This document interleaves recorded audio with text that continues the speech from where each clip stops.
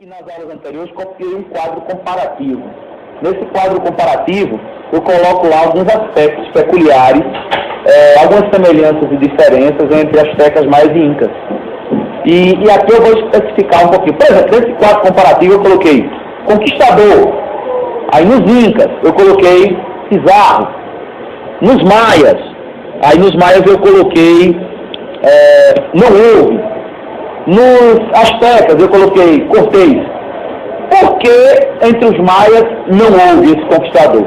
Porque quando os espanhóis chegam ali na América Central, por volta de 1520 aproximadamente, a civilização maia estava em profundo, adiantado e irreversível processo de desintegração, desestruturação. Por que é que as cidades maias estavam sendo abandonadas? Por que é que a civilização maia entrou em colapso? Não há registros de uma grande epidemia, de uma guerra entre as cidades-estado maia, que não eram um império centralizado como os astecas, capital em Tenochtitlan, ou os incas, capital em Cusco. No caso dos maias, eram cidades-estado. Cada cidade maia, Palenque, Tikal, Chichén Itzá, vou mostrar aqui numa gravura já, eram cidades independentes, rivais umas das outras. Então, o que teria acontecido com os maias, que quando os espanhóis chegam estavam desestruturados? Em primeiro lugar, os maias são uma civilização bem mais antiga do que os incas, bem mais antiga do que os astecas. O auge da civilização maia, inclusive, é antes de Cristo. O apogeu da civilização maia se dá antes de Cristo, ou seja, bem antes dos espanhóis chegarem. A decadência começa a partir do século X, ou seja, do ano 1000, da era cristã em diante, e 1500 e pouco, as cidades maias estavam sendo abandonadas. A tese mais aceita, isso vai ficar bem claro no filme, 1492, não, desculpa, Apocalipse, vai ficar bem claro no filme Apocalipse, vocês vão ver direitinho. O povo teve a crença nos reis e nos deuses, porque o que sustentava a civilização maia era a crença de que o imperador era o representante de Deus e o Deus mantinha a ordem. Os deuses, mantinham. Kukulkan era uma grande divindade. Eu coloquei no quadro o nome dele, no quadro comparativo. Era talvez a maior divindade maia, embora eles fossem politeístas, adorassem muitos deuses, mas tinha um principal. E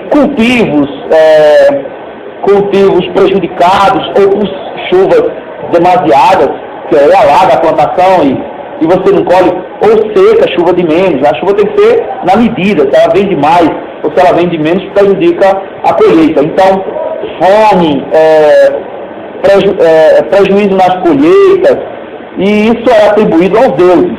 Como os deuses estavam chateados, entre aspas, porque não abençoavam o cultivo, então eles faziam sacrifícios humanos para agradar esses deuses, oferecendo holocaustos. Isso vai ficar bem claro no filme. Só que aí não resolvia, porque era um problema climático. Era o chamado efeito El Niño. Vocês já ouviram falar do El Niño? Tem o El Niño e tem o Laninha, que são dois efeitos climáticos que tem na América do Sul e na América Central, causando secas em regiões antes chuvosas e até inundações em regiões antes que não tinha tanta chuva. Fenômenos climáticos que alteram o padrão conhecido das estações do ano, causando para lavouras prejuízo. Então você não tinha uma resposta dos deuses. Quanto mais sacrificava, não acontecia nada, quer dizer, você não tinha a resposta dos deuses, que era o cultivo adequado, a chuva adequada, no limite costumeiro, que eles eram já acostumados a ter. E aí você perde a crença, porque se o sacerdote não consegue, se o rei também não consegue, então o súdito comum, a pessoa, o camponês, o homem comum, perde a crença, então não funciona. Então eles não estão conseguindo mais o contato com os deuses, e é a teoria mais aceita, isso vai ficar bem claro no filme, quando os espanhóis chegam, essa descrença, essa desestruturação entre o povo maia, já tinha cidades inclusive abandonadas, já ruínas, e a sociedade maia não houve um conquistador porque ela estava já em declínio, diferentemente de astecas que estavam no auge, diferentemente dos incas que estavam no auge quando os europeus chegaram. Beleza? Isso a gente vai descobrindo aí, tanto no filme, que a gente vai ver quinta-feira se você quiser, quanto ao longo das nossas exposições. Vamos ver aqui um resuminho, até uma parte aqui que eu pulo, que é sobre a chegada do homem à América. Eu até falei um pouquinho lá no auditório, no meu aulão, eu não sei se vocês lembram, atravessando o Estreito de Bering. Eu mencionei alguma coisa sobre isso lá no aulão, no auditório, alguns dias atrás. Quem estava lá e quem realmente prestou atenção deve lembrar um pouquinho disso. Aí agora a gente vai falar um pouco sobre, começar com os astecas. Essa é uma gravura baseada nas ilustrações feitas por padres espanhóis jesuítas da capital asteca, Tenochtitlan, hoje cidade do México. A cidade do México, capital do México atualmente, foi construída sobre as ruínas de Tenochtitlan. Tenochtitlan é a cidade que deixou os espanhóis boquiabertos, bestializados, bestificados, abobados, porque tinha 500 mil de habitantes, 500 mil habitantes. Madrid tinha 30 mil. 30 mil, 500 mil no meio da selva, numa região considerada inóspita, selvagem, entendeu? Os espanhóis ficaram ali sem entender. E não era uma cidade assim qualquer, era uma cidade realmente planejada. Vocês podem ver ruas, calçadas urbanas, pirâmides, templos grandiosos. Tinha um canal de navegável, passava por dentro da cidade, água potável, esgoto subterrâneo. Então, coisas que nem na Europa tinha em termos urbanos. Algo espantoso para uma civilização que era, aos olhos europeus, bárbara, selvagem, pagã, etc. Outra coisa que deixou os espanhóis horrorizados, nesse sentido agora de horror mesmo, de espanto e de medo, inclusive, eram os rituais que aconteciam no topo dessas pirâmides que vocês vão vendo aí nessa gravura e vão vivenciar e presenciar e observar direitinho no filme de quinta-feira. Eram sacrifícios humanos, sempre escravos, que eram sacrificados. Os caras esticavam o escravo assim, pegavam na perna, outro pegava no braço, esticava ele em cima de uma pedra. E o coração aqui era aberto, o sacerdote pegava assim, o cara vivo, sem anestesia, sem nada, pegava o coração, arrancava, ele passava uns 5 segundos assim, batendo na mão do sacerdote. Mostra isso no filme? Não, mostra, só mostra assim, em detalhes, né? Não. Foco. Assim não. Mais fácil. Mais fácil. Na hora que você sentir medo, pode dar um abraço em Aurélio. Entendeu? Se você se sentir ali um pouco amedrontado, você pode dar um abraço em Aurélio, que ele encoraja você. Certo? Então, pessoal, presta atenção aqui, senhora. Ok, olha só, os astecas, os maias faziam isso também, não eram só os astecas. Os maias também faziam esses sacrifícios bizarros. Agora, os incas, embora sacrificassem pessoas, escravos, sem escravos, eles não tinham esse hábito de arrancar o coração, ainda batendo e tal, não. Era um sacrifício mais simples, dava uma foiçada na cabeça e cortava a cabeça. Brutal, mas não tão horroroso quanto arrancar o coração ainda batendo na mão do sacerdote, um negócio que para os espanhóis era tido como pagão, demoníaco, inclusive. É óbvio que os jesuítas espanhóis se empenharam em destruir tudo que fizesse referência a esses deuses considerados satânicos, né? E a esses rituais considerados pagãos. Então muita coisa foi destruída. Entre os maias, eu esqueci de colocar isso no quadro comparativo. Só os maias tinham um sistema de escrita bem elaborado.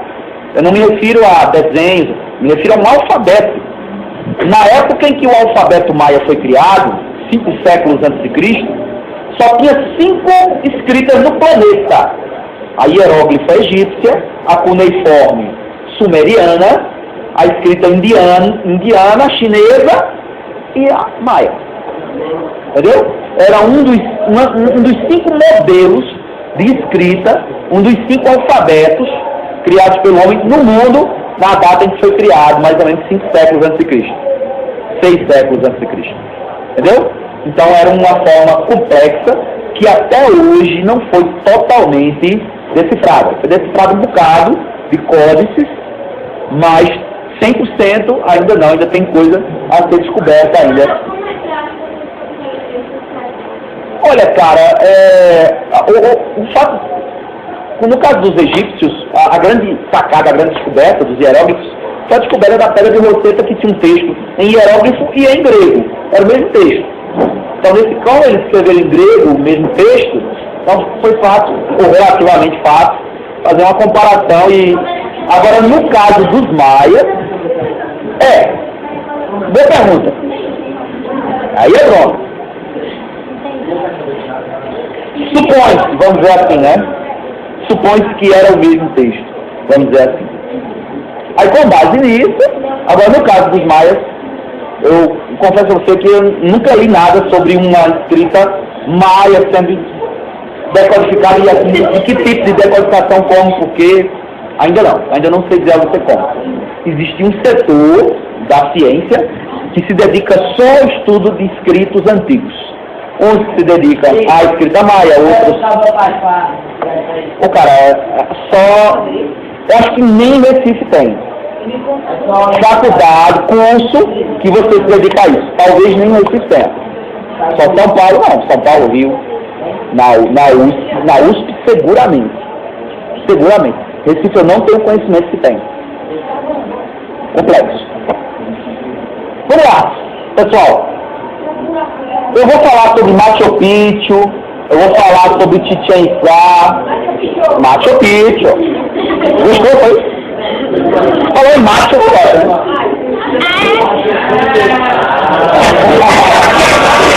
Quando falou em Machu, eu tô, opa, chegou!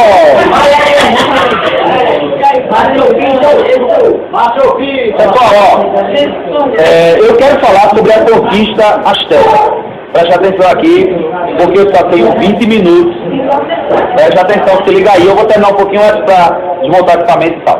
Olha só. Hernán Cortés era um mercenário espanhol que, em busca de ouro, glórias e riqueza, como Colombo, assim como Cabral, que veio do Brasil e outros tantos, aventurou-se em atravessar o Oceano Atlântico e ir à América Central, depois foi até o México, foi a Cuba, depois foi até o México, em busca exatamente de encontrar ouro.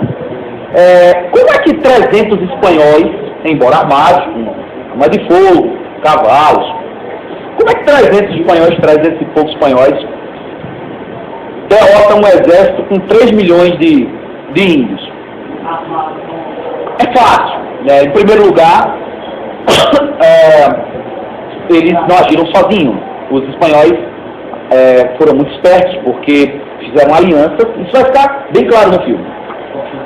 Não essas alianças, mas vai ficar bem claro no filme que tanto astecas, maias, incas, os grandes impérios da América, eles subjugavam, escravizavam, tributavam os povos menores do ponto de vista militar. Esses povos menores, vizinhos, eram submetidos ao império, ao grande império, e eram, como eu disse, tributados, escravizados, e assim por diante. Então é óbvio que esses povos menores odiavam os grandes impérios. Queriam ver um cão chupando manga, mas não queriam ver o imperador Inca, o imperador Azteca, porque era sinal de opressão. Então, os espanhóis vão exatamente fazer alianças com esses povos que queriam ver a derrota de Incas, de Aztecas, exatamente para ganhar número, porque eles tinham um inimigo em comum nesse caso, entendeu? Para poder ganhar aliados, ganhar corpo, e aí partir para o ataque. É dessa forma que tanto Pizarro na América do Sul, quanto Cortés na América do Norte, vão atacar, respectivamente, Incas e Aztecas. Quem ganha são os espanhóis. No caso dos Aztecas, que eu quero estar trabalhando aqui, teve uma particularidade. De acordo com uma profecia de um deus lá chamado Quetzalcoatl, eu coloquei o nome dele no quadro comparativo que eu anotei na última aula que estive aqui, Quetzalcoatl voltaria para remir, para salvar os seus, ocupar o trono e estabelecer um novo tempo de paz, assim como os cristãos, mal comparando, não tem nada a ver, né? Mas só para a gente entender, assim como os cristãos esperam o retorno de Jesus. Para os cristãos, Jesus vai voltar e vai salvar os seus a vida eterna.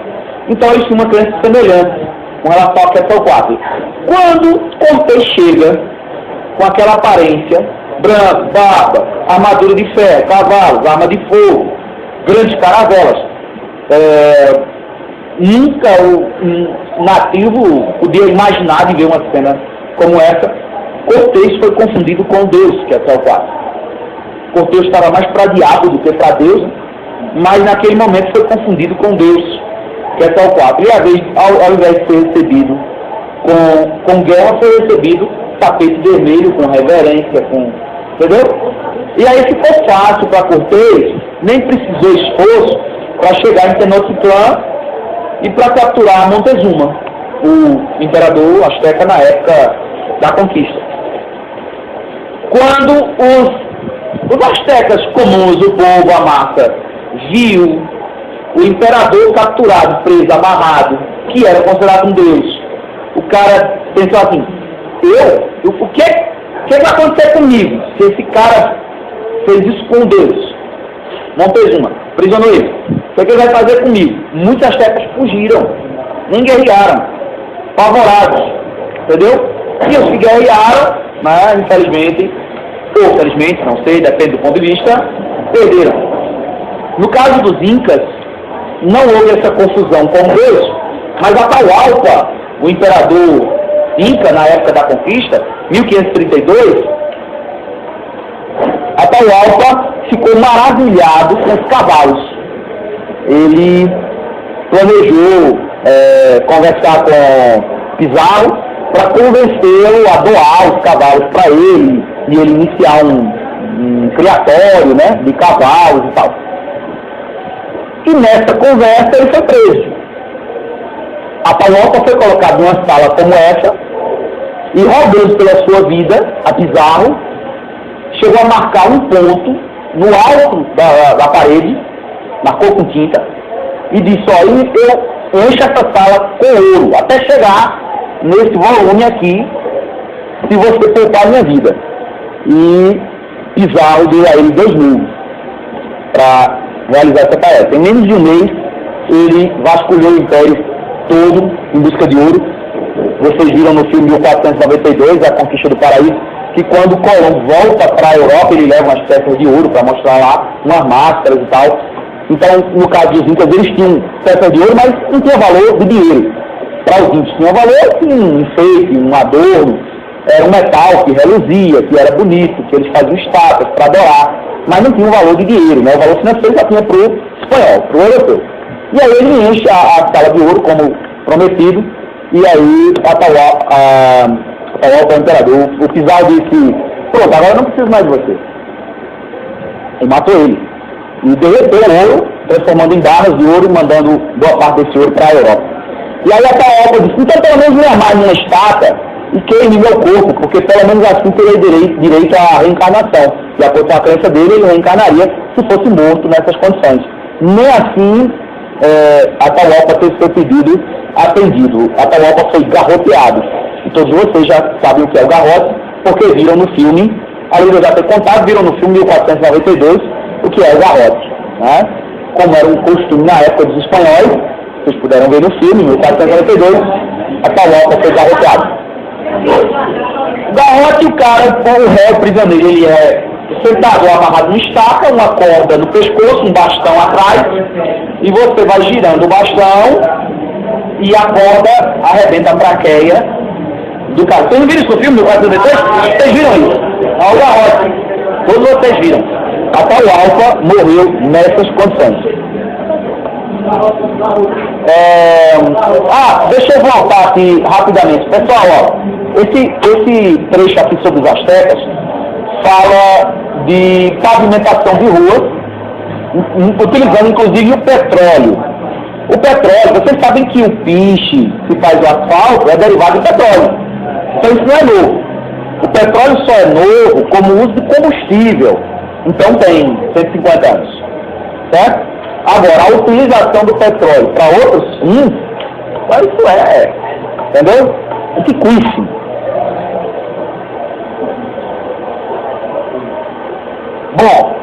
deixa eu voltar aqui. Com relação à arte, o principal, digamos assim, foco era a arquitetura. A construção de pirâmides com base em quadrado perfeito, com degraus correspondente a cada dia no ano. E tem uma lá, depois eu vou passar um documentário para vocês, que em uma determinada época do ano lança uma sombra provocada evidentemente pela luz solar, que reproduz a forma de uma serpente. A serpente era uma espécie de animal sagrado, cultuado entre os astecas, mas não era o único. Por exemplo, vamos ver no filme 1403 não. Vamos ver no filme Apocalipto, que a onça pintada, o jaguar, como eles chamam na América Central, também era considerado um animal sagrado. Estou já acabando.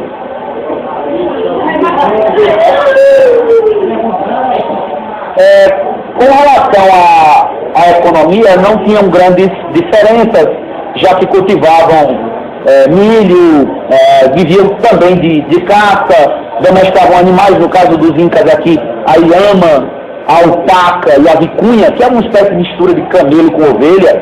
Eu vou mostrar uma foto desse animal, talvez vocês já tenham visto na televisão.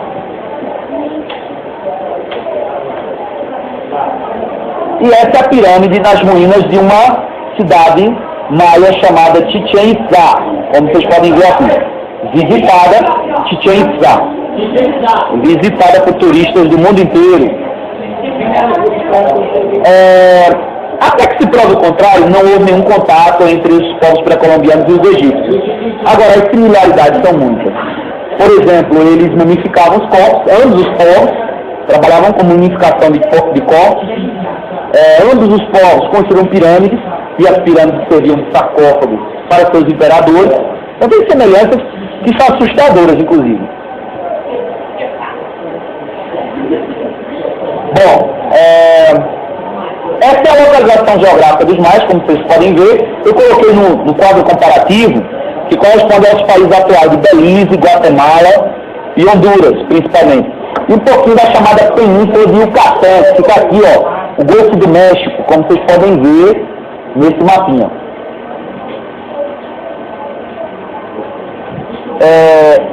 Aqui a menção do que eu já havia dito. A origem dos maias data de cerca de 1000 anos a.C., então é uma civilização muito antiga. Não é como os astecas e os incas, que eram civilizações mais recentes. Quando os espanhóis chegaram, incas e astecas estavam com praticamente 200 anos de civilização. E os maias não, era uma civilização bem anterior, embora estivesse naquele momento em estágio de deteriorização, como já dissemos. Eles tinham um calendário tão preciso que previa o fim de uma era, que muitos confundiam com o fim do mundo. Disseram que era 23 de janeiro, ou 22 de dezembro, aliás, desculpem, de 2012. Você se lembra? 21 de dezembro de 2012. Na verdade, o que os mais previam era o fim, uma espécie de fim de ciclo, de uma era, de um momento, e o consequente início de outro. E muitos, assim, para aparecer na mídia, interpretaram erroneamente de que se tratava de uma profecia escatológica no fim do mundo. Não era, tanto que não acabou. Sempre tem fanáticos desse tipo. No filme, pessoal, a obsessão dos maias pela astrologia era tão grande, eles faziam previsão de eclipse, e quando eles previam um eclipse solar ou lunar, eles matavam cerimônias religiosas para aquele momento. No filme isso fica bem claro. Num dado momento em que eles vão sacrificar um indivíduo, um escravo, acontece um eclipse total do Sol, fato esse já previsto anteriormente, mas que o povo entendia que os sacerdotes manipulavam o tempo. Né? Aquele fenômeno que era o eclipse tinha acontecido exatamente porque os deuses estariam saciados no sangue das vítimas. Não, pode parar que nós já estamos saciados obviamente isso era interpretado como um sinal de que os sacerdotes tinham acesso aos deuses, comunicavam com ele e estavam agradando a ele. Então isso funcionava para o povo como motivo de crença. Mas no filme que ele fez, foi Não, aconteceu. Agora, é lógico que, como é um filme, só tem a fantasia. O que ia acontecer, no justo momento que o cara ia ter o peito aberto para tirar o coração, naquele exato momento, ele é poupado, né, em função de que o Deus disse que estava satisfeito. Seria muito só. Na hora que o cara foi executado, aconteceu o eclipse e só. Pois é, cara, então, no filme mostra que as aldeias pequenas que estavam ao redor, não muito longe das cidades maias, eram constantemente invadidas. E lá eles capturavam à força. Alguns eram mortos em combate, porque resistiam, e outros eram capturados. As mulheres, no filme mostra, as mulheres eram vendidas como escravos, e os homens eram levados como sacrifício. Só sacrificavam homens. As crianças eram abandonadas no mato, e as mulheres levadas como escravas e os homens para serem sacrificados. Pessoal, eu vou encerrar, viu? E vou desmontar o equipamento.